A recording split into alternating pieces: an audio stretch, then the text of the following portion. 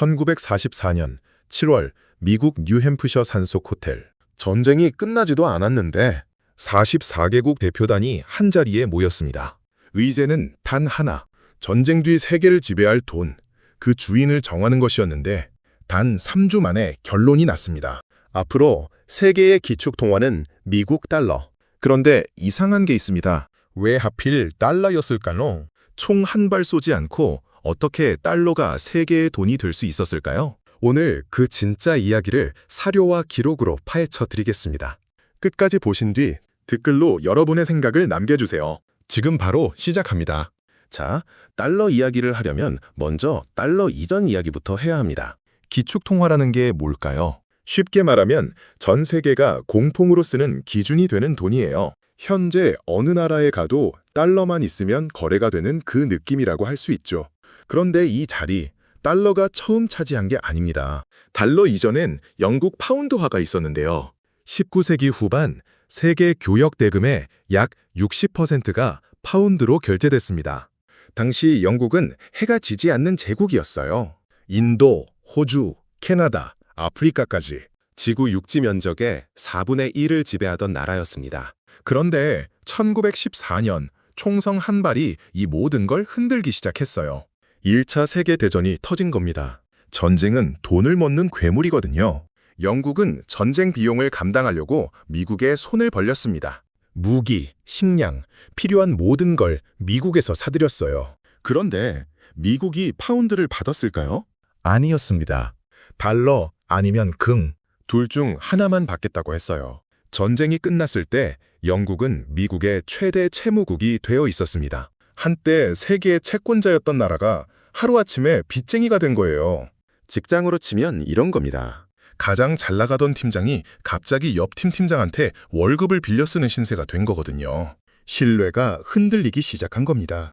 그리고 2차 세계대전이 터졌는데 이번엔 더 처참했습니다. 전쟁이 끝날 무렵 영국 국고는 사실상 텅 비어 있었거든요. 반면 미국은 달랐습니다. 두 차례 세계대전 동안 유럽 전체에 무기와 물자를 팔아치우며 그 대가를 금으로 받아 쌓았어요.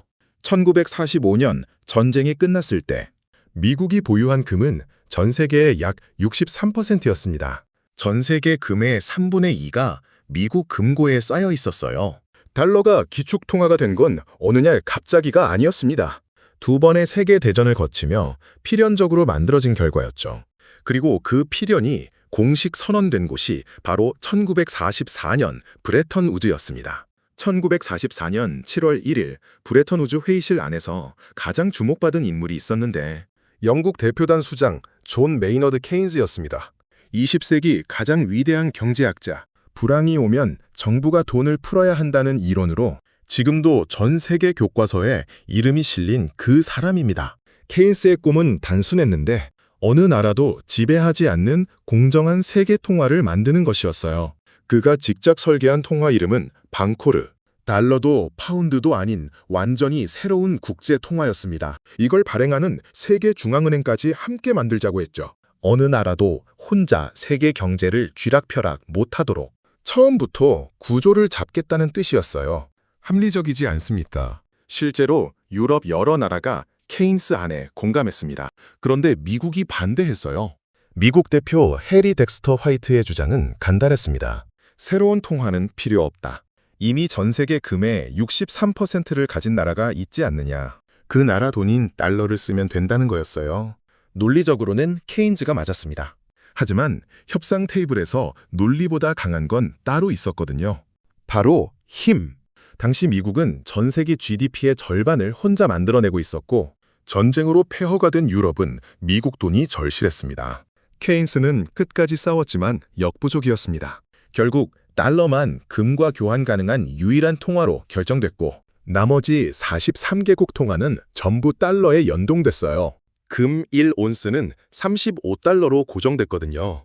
케인스는 2년 뒤 62세 나이로 세상을 떠났고 그가 떠난 자리에 달러 패권의 시대가 활짝 열리기 시작했습니다. 브레턴 우즈 체제가 자리를 잡으면서 달러의 시대가 본격적으로 열렸습니다. 전 세계가 달러를 기준으로 움직이기 시작했는데 그런데 이 체제에 생각보다 훨씬 영리하게 설계돼 있었어요. 핵심은 이겁니다. 달러는 금과 교환할 수 있다. 금 1온스에 35달러로 고정돼 있으니까요. 그러니까 달러를 들고 있다는 건 금을 들고 있는 것과 사실상 같은 거죠. 어느 나라든 달러를 쌓아두면 언제든 미국에 가져가서 금으로 바꿀 수 있었어요. 그러니 전 세계가 달러를 믿을 수밖에 없었습니다.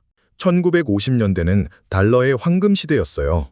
미국 경제는 폭발적으로 성장했고 유럽과 아시아는 미국의 도움으로 전후 복구에 속도를 냈습니다. 달러는 세계 어디서나 통하는 만능 열쇠였거든요. 그런데 여기서 이상한 점이 생깁니다. 달러가 전 세계에 퍼지려면 미국이 달러를 계속 찍어내야 했어요. 무역 적자를 내면서 달러를 세계에 공급해야 했거든요. 근데 달러를 많이 풀수록 금 보유량 대비 달러가 넘쳐나는 문제가 생겼습니다. 이 모순을 일찌감치 발견한 사람이 있었어요. 로버트 트리핀이라는 예일대 경제학자였는데 1960년 그는 저서 금과 달러 위기에서 이렇게 경고했습니다. 달러를 세계에 충분히 공급하려면 미국은 무역 적자를 낼 수밖에 없다. 하지만 적자가 쌓일수록 달러의 신뢰는 무너진다. 결국 이 체제는 스스로 붕괴할 수밖에 없다. 이게 바로 트리핀 딜레마거든요. 공급을 늘리면 신뢰가 무너지고 신뢰를 지키려면 공급을 줄여야 하는 빠져나올 수 없는 함정이었어요. 그리고 이 함정을 더욱 깊게 판 사건이 베트남 전쟁이었습니다. 1960년대 중반부터 미국은 베트남에 막대한 전쟁 비용을 쏟아붓기 시작했습니다. 돈이 부족하자 달러를 마구 찍어냈어요. 결과는 어땠을까요? 1960년 초 200억 달러였던 미국의 금 보유량이 빠르게 줄어들기 시작했어요. 전 세계에 풀린 달러는 넘쳐나는데 그것을 뒷받침할 금은 점점 사라지고 있었죠. 유럽 국가들은 달러가 흔들릴 것이란 걸 눈치를 채기 시작했어요. 그래서 하나 둘씩 달러를 들고 미국으로 향했습니다. 금으로 바꿔달라고요? 그중 가장 적극적인 나라가 프랑스였어요. 드골 대통령은 아예 군함에 달러를 싣고 미국으로 보내 금으로 교환해왔거든요. 이게 진짜 소름 돋는 장면인데 브레턴 우즈 체제를 설계한 미국이 자신이 만든 체제 때문에 오히려 금을 빼앗기는 신세가 된 겁니다. 1971년 미국의 금 보유량은 100억 달러 아래로 떨어졌어요. 브레턴 우즈 체제가 만들어진 지 불과 27년 만이었습니다. 무언가 터질 것 같은 냄새가 나지 않습니까? 그런데 실제로 터졌습니다. 1971년 8월 15일 일요일 밤 미국 전역의 TV가 일제히 켜졌습니다. 리처드 닉슨 대통령이 긴급 연설을 하겠다고 했거든요. 일요일 밤 긴급 연설. 뭔가 심상치 않은 냄새가 났어요. 닉슨이 카메라 앞에 앉아 이렇게 말했습니다. 오늘부터 달러의 금 태환을 정지합니다. 전 세계가 얼어붙었어요. 금 태환 정지. 쉽게 말하면 지금까지 달러를 들고 오면 금으로 바꿔줬는데 오늘부터는 그거 안 한다는 선언이었거든요. 브레턴 우즈 체제의 근간이 단 한 문장으로 무너진 순간이었습니다. 왜 이런 일이 벌어진 걸까요? 당시 미국은 사면초가였어요. 베트남 전쟁 비용으로 달러를 마구 찍어댔고 금 보유량은 바닥을 향해 곤두박질 치고 있었습니다. 설상가상으로 유럽 나라들이 달러를 들고 와서 금으로 바꿔달라는 요구가 빗발쳤거든요. 이대로 가다간 미국 금고가 텅 빌 판이었어요. 닉슨에게는 선택지가 두 개였습니다. 달러 발행을 줄여서 경제를 죽이거나 아니면 금 태환을 끊어버리거나. 닉슨은 후자를 택했고 그것도 전 세계와 아무 상의 없이 일요일 밤에 기습적으로 발표했습니다. 이게 얼마나 충격적인 사건이었냐면 당시 유럽 각국 재무장관들이 월요일 아침에 출근해서 뉴스를 보고 그 자리에서 경악했다는 기록이 있습니다. 동맹국한테도 사전 통보가 없었던 거예요. 이 사건을 역사는 닉슨 쇼크라고 부릅니다. 그런데 여기서 진짜 소름 돋는 게 있어요. 닉슨 쇼크 이후 브레턴 우즈 체제는 공식적으로 붕괴했습니다. 금과 달러의 연결고리가 끊어졌거든요. 이제 달러는 금의 뒷받침 없이 그냥 종이 위에 숫자가 적힌 종이가 된 거예요. 그렇다면 달러 패권도 함께 무너졌을까요? 아니요. 오히려 반대로 금이라는 족쇄가 풀리자 미국은 원하는 만큼 달러를 찍어낼 수 있게 됐어요. 전 세계가 달러를 이미 너무 깊숙이 쓰고 있었기 때문에 달러를 버리는 것 자체가 불가능한 구조였거든요. 마치 스마트폰이 없던 시절로는 절대 돌아갈 수 없는 것처럼요. 하지만 문제가 하나 남았습니다. 금이 없다면 달러를 무엇이 뒷받침할 것인가? 이 질문이었거든요. 그리고 이 질문에 답을 내놓은 사람이 있었습니다. 헨리 키신저였어. 그의 해법은 기막히게 단순했거든요. 금 대신 석유를 쓰면 된다. 1973년 10월 중동에 전쟁이 터졌습니다. 이집트와 시리아가 이스라엘을 기습 공격했거든요. 욤키푸르 전쟁이었어요. 미국이 이스라엘 편을 들자 아랍 산유국들이 발끈했어요. 석유 수출을 전면 금지해버렸고 결과는 충격적이었습니다. 배럴당 3달러였던 기름값이 12달러로 폭등했거든요. 전 세계가 패닉에 빠졌습니다. 주유소마다 긴 줄이 늘어섰고 공장은 멈췄어요. 한국도 예외가 아니었는데 이게 바로 제1차 오일 쇼크입니다. 그런데 이 혼란 속에서 헨리 키신저가 조용히 움직이기 시작했어요. 키신저, 닉슨 행정부의 국무장관이었습니다. 냉전 시대 미국 외교를 설계한 인물이죠. 키신저는 파이살 국왕을 직접 만나러 사우디아라비아로 날아갔습니다. 협상 테이블에서 키신저가 꺼낸 카드는 두 가지였습니다. 첫째, 미국이 사우디 왕권을 군사적으로 보호해준다. 둘째, 사우디의 석유 달러를 미국 국채에 투자할 수 있게 해준다. 그 대가로 사우디에게 요구한 건 딱 하나였어요. 앞으로 석유 거래는 반드시 달러로만 하라. 파이살 국왕은 이 제안을 받아들였죠. 1974년 두 나라 사이에 비밀 협정이 체결됐습니다. 이게 얼마나 기막힌 수인지 아세요? 금이 빠진 자리에 석유가 들어온 겁니다. 전 세계가 석유를 사려면 달러가 있어야 했고 달러를 구하려면 미국을 봐야 하는 구조가 만들어진 거거든요. 브레턴우즈 체제가 무너지고 겨우 3년 만에 키신저는 달러 패권을 완전히 새로운 형태로 부활시킨 겁니다. 이걸 페트로달러 체제라고 부르는데 페트로는 석유라는 뜻이에요. 말 그대로 석유로 뒷받침되는 달러 체제라는 뜻이죠. 그런데 이 체제가 얼마나 강력했냐면 이후 사우디뿐 아니라 OPEC 전체가 석유 결제를 달러로만 하기로 합의했습니다. 중동 산유국들이 달러의 수호자가 된 거예요. 여러분, 생각해보세요. 전 세계가 매일 석유를 씁니다. 자동차도, 공장도, 비행기도 전부 석유가 필요하잖아요. 그 석유를 살 때마다 달러가 필요하다면 전 세계가 달러를 쌓아둘 수밖에 없는 거예요. 근본 유제가 무너져도 달러가 살아남은 건 바로 이 페트로달러 체제의 덕분이었습니다. 닉슨이 금태환을 끊었을 때 많은 사람들이 달러의 종말을 예상했지만 키신저는 달러에게 새로운 생명을 불어넣었어요. 금 대신 석유라는 훨씬 강력한 무기를 쥐어준 거였습니다. 자, 여기서 한 가지 질문을 드리겠습니다. 페트로달러 체제가 만들어졌다고 해서 달러 패권이 저절로 유지되는 건 아닌데 사우디가 마음을 바꾸면 어떻게 될까요? 다른 나라가 달러 말고 다른 통화로 석유를 팔겠다고 하면요? 실제로 이런 일이 벌어졌습니다. 2000년 이라크의 사담 후세인이 선언했어요. 앞으로 이라크 석유는 달러가 아닌 유로로만 판다고요. 그로부터 3년 뒤 미국이 이라크를 침공했습니다. 대량 살상 무기가 있다는 명분이었거든요. 근데 전쟁이 끝나고 나서 대량 살상 무기는 끝내 발견되지 않았어요. 발견된 건 딱 하나였습니다. 이라크 석유 거래가 다시 달러로 돌아온 것이었죠. 물론 이라크 침공의 이유가 페트로달러 때문만은 아닙니다. 역사학계에서도 여러 해석이 존재하거든요. 하지만 달러 패권에 도전한 나라가 어떤 결말을 맞았는지는 분명히 기억할 필요가 있어요. 달러 패권은 단순히 경제적 힘만으로 유지되지 않았습니다. 군사력이 그 뒤를 바치고 있으니까요. 그런데 군사력 말고도 달러 패권을 지탱하는 또 하나의 강력한 무기가 있는데 바로 스위프트입니다. 스위프트 들어보신 적 있으시죠? 국제은행 간 금융통신망이에요. 쉽게 말하면 전 세계 은행들이 돈을 주고받을 때 쓰는 공용 메신저 같은 거거든요. 전 세계 200개가 넘는 나라, 10,000개가 넘는 금융기관이 이 망에 연결돼 있습니다. 그리고 이 망의 핵심 결제 통화가 달러거든요.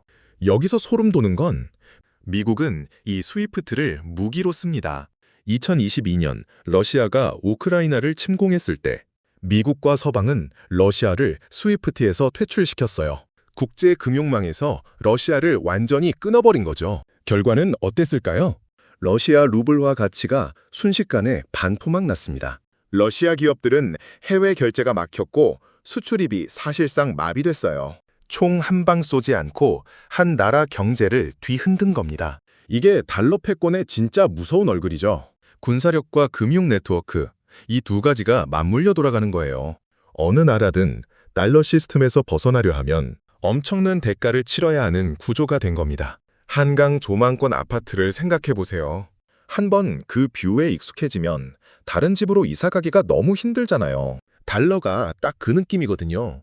전 세계가 달러에 너무 깊이 의존해버린 나머지 쉽게 빠져나올 수가 없는 거예요. 그렇다면 아무도 달러에 도전하지 않았을까요? 아니었습니다. 도전자들은 항상 있었어요. 그리고 그 도전이 지금 이 순간에도 계속되고 있어요. 2023년 3월 시진핑 중국 국가주석이 모스크바를 방문했습니다. 푸틴 러시아 대통령과 정상회담을 가졌는데 두 정상이 나눈 대화 중에 전 세계가 주목한 문장이 하나 있었어요. 앞으로 중국과 러시아의 무역 결제는 위안화로 한다. 달러를 쓰지 않겠다는 선언이었습니다. 그리고 이건 시작에 불과했어요. 같은 해 사우디아라비아가 중국에 석유를 팔면서 위안화로 결제를 받았습니다. 50년 페트로달러 체제에 처음으로 균열이 생긴 순간이었어요. 소름 돋지 않습니까? 달러 패권의 핵심 축이었던 사우디가 달러 대신 위안화를 받기 시작한 거거든요. 왜 이런 일이 벌어지고 있을까요? 여기서 미국이 스스로 만든 함정이 있습니다. 미국은 달러를 무기로 너무 자주 써왔어요. 러시아를 스위프트에서 퇴출시키고 이란을 금융망에서 차단하고 북한을 달러 시스템에서 완전히 고립시켰거든요. 그러자 전 세계 나라들이 생각하기 시작했습니다. 우리도 언제든 저렇게 될 수 있겠구나. 달러에만 의존하다간 미국 눈치를 평생 봐야 하는 거 아닌가? 이 불안감이 탈달러화의 진짜 엔진이었습니다. 실제로 숫자가 이걸 증명하는데 1999년 전 세계 외환 보유액에서 달러 비중은 71%였어요. 그런데 2024년 기준으로 57%까지 떨어졌습니다. 25년 만에 14%포인트가 빠진 거거든요. 느리게 보이지만 무서운 숫자예요. 그렇다면 위안화가 달러를 대체할 수 있을까요? 현실적으로는 아직 멀었습니다. 위안화에는 치명적인 약점이 있거든요. 달러는 누구든 자유롭게 사고 팔 수 있어요. 전 세계 어디서나 환전이 되고 금융시장에서 언제든 거래가 됩니다. 하지만 위안화는 달라요. 중국 정부가 위안화 환율과 유통을 직접 통제하거든요. 쉽게 말하면 중국이 마음만 먹으면 내 돈의 가치를 마음대로 바꿀 수 있다는 뜻이에요. 이런 통화를 세계가 믿고 쓸 수 있을까요? 그래서 지금 세계는 이도저도 아닌 상황입니다. 달러를 완전히 믿기는 찜찜하고 위안화로 갈아타기엔 불안하거든요. 그 틈새를 노리는 또 다른 흐름이 있는데 바로 브릭스입니다. 브라질, 러시아, 인도, 중국, 남아프리카 공화국이 뭉친 블록이죠. 이 나라들이 달러를 대체할 공동통화를 만들자고 논의를 시작했습니다. 하지만 여기도 문제가 있는데 브라질과 인도는 중국과 사이가 좋지 않거든요. 러시아는 서방과 전쟁 중이고요. 이해관계가 전혀 다른 나라들이 하나의 통화를 쓴다는 게 말처럼 쉬운 일이 아닙니다. 결국 지금 세계는 이런 상황입니다. 달러 패권이 흔들리고 있는 건 사실이지만 달러를 대체할 통화도 아직 없어요. 이 어정쩡한 시대 과연 어떻게 끝날까요? 역사를 한번 돌아보겠습니다. 파운드화가 기축통화였던 시절 영국 사람들은 이게 영원할 거라고 믿었어요. 해가 지지 않는 제국의 돈이니까요. 하지만 두 번의 세계대전을 거치면서 파운드는 달러에게 자리를 내줬습니다. 그 교체에 걸린 시간이 얼마나 됐을까요? 불과 30년이었습니다. 역사는 이렇게 말합니다. 영원한 기축통화는 없다. 그렇다면 달러는 지금 어디쯤 와 있을까요? 2025년 기준으로 전 세계 외환 보유액에서 달러 비중은 57%입니다. 여전히 압도적인 1위예요. 유로화가 20%, 일본 엔화가 7%, 영국 파운드화가 6%거든요. 위안화는 겨우 2% 수준이에요. 숫자만 보면 달러는 아직 건재합니다. 그런데 여기서 트럼프 이야기를 안 할 수가 없어요. 2025년 트럼프 행정부가 출범하면서 전 세계를 향해 관세 폭탄을 던지기 시작했습니다. 동맹국이든 적국이든 가리지 않았죠. 그러자 이상한 일이 벌어졌어요. 보통 전 세계 경제가 불안해지면 안전자산인 달러로 돈이 몰립니다. 그게 지금까지의 공식이었고요. 근데 이번엔 달랐어요. 관세 전쟁이 터지자 오히려 달러 가치가 떨어졌습니다. 2025년 달러 인덱스가 10% 넘게 하락했거든요. 유로화는 같은 기간 14% 넘게 올랐어요. 왜 이런 일이 벌어진 걸까요? 미국 스스로가 달러 신뢰를 흔들었기 때문입니다. 달러를 무기로 쓰고 동맹국에 관세를 때리고 국제 질서를 흔들면서 전 세계가 달러에 대한 믿음을 잃기 시작한 거거든요. 하버드대 경제학자 케네스 로고프는 이렇게 말했습니다. 미국이 달러를 무기화할수록 중국과 유럽의 통화 해방 움직임이 빨라질 것이다. 그렇다면 달러 패권은 언제 끝날까요? 솔직히 아무도 모릅니다. 하지만 역사가 주는 힌트는 있습니다. 기축통화의 교체는 한순간에 일어나지 않아요. 서서히, 아주 서서히 진행됩니다. 그러다 어느 날 갑자기 돌이킬 수 없는 임계점을 넘어버리거든요. 파운드가 그랬고, 그 전에 스페인 은화가 그랬고, 네덜란드 길더가 그랬습니다. 세계사를 통틀어 영원히 살아남은 기축통화는 단 하나도 없었습니다. 그리고 지금 이 순간 달러는 그 긴 역사의 어느 지점을 걷고 있습니다. 전성기인지 황혼인지 그건 우리가 살아가면서 직접 목격하게 될 거예요. 지금까지 달러가 기축통화가 된 이야기를 살펴봤습니다. 두 번의 세계대전으로 금이 미국에 쌓였고 브레턴 우즈에서 달러가 세계의 돈으로 선언됐어요. 닉슨이 금 태환을 끊었을 때도 달러는 살아남았고 키신저가 석유로 달러를 다시 묶어놨거든요. 그리고 지금 그 체제가 조금씩 흔들리고 있습니다. 여기서 역사가 우리에게 말해주는 게 있어요. 기축통화는 군사력과 경제력만으로 유지되지 않습니다. 결국 신뢰거든요. 전 세계가 이 돈을 믿겠다고 동의하는 순간 기축통화가 되는 거예요. 그리고 그 신뢰가 무너지는 순간 아무리 강한 나라의 돈도 왕좌에서 내려오게 됩니다. 파운드가 그랬고 언젠가 달러도 그럴 수 있거든요. 이건 단순히 먼 나라 이야기가 아닙니다. 지금 이 순간 달러 환율 하나가 움직이면 우리가 내는 기름값이 바뀌고 수입 물가가 오르고 한국 경제 전체가 흔들릴 거니까요. 달러의 역사는 곧 우리 모두의 이야기예요. 이런 이야기가 계속 궁금하시다면 구독과 좋아요를 눌러두세요. 그리고 댓글로 답해 주십시오. 달러 패권이 무너진다면 다음 세계의 기축통화는 무엇이 될 거라고 생각하십니까?